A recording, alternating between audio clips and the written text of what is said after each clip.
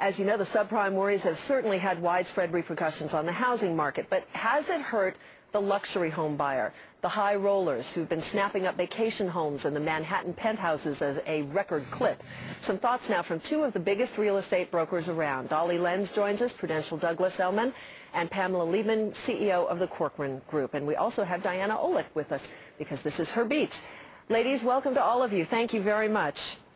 Dolly, I'll start with you. The last time we talked, things were going great guns. You were very busy. I'm sure you're still very busy. But is there a noticeable change in the way the marketplace is functioning from your vantage point?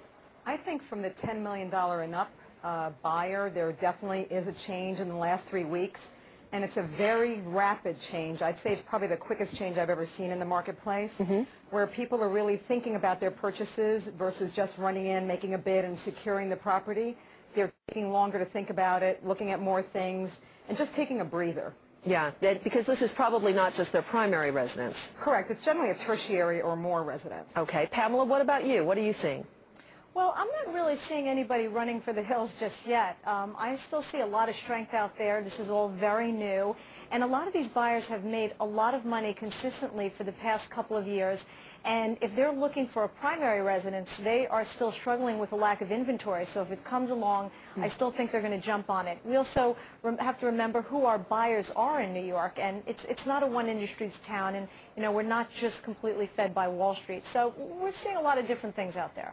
Well, so I would have a question for Dolly, which is, back in February when I was out there in the Hamptons, many of the brokers there were saying, look, these folks don't deal with mortgages. Then they're buying a home. They're simply buying a home without it. They're putting all the money down. So is the problem now in the market not so much the mortgages, but the fact that people are worried about their potential bonuses? They're not going to be anything close to what they were last year, which was what was really fueling the high-end market? Well, I would say that's definitely a concern, but I would disagree about the mortgages. I find that most of my very highest-end buyers get huge mortgages because they can make more money on their money elsewhere.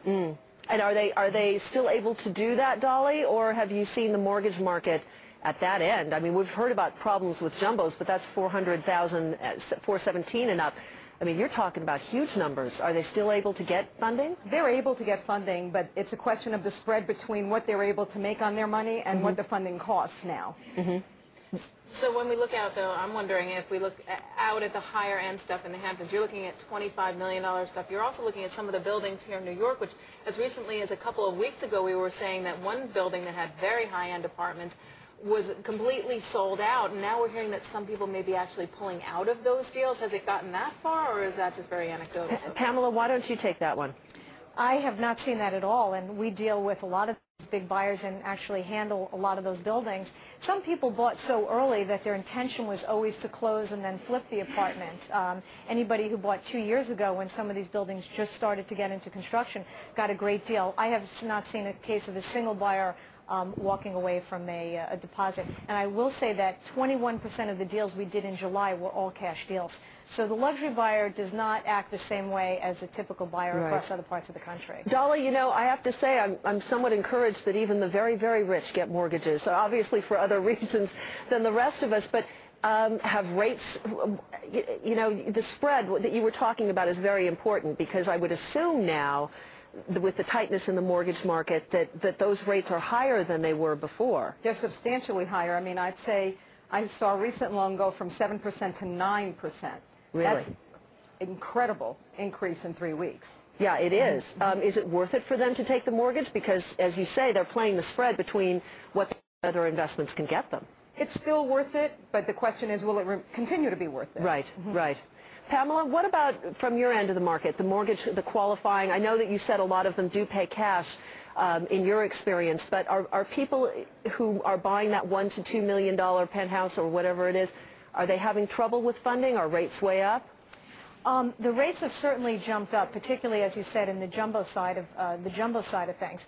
But people can still get mortgages. Remember, 70% of the apartments in New York City are co-ops, and they've always been a lot tougher to get by a co-op board than it has been to get a loan. But these crazy loans that had been going on for the past couple of years, we're not really seeing them now. The banks are much stricter, and the buyers have to be a lot more buttoned up.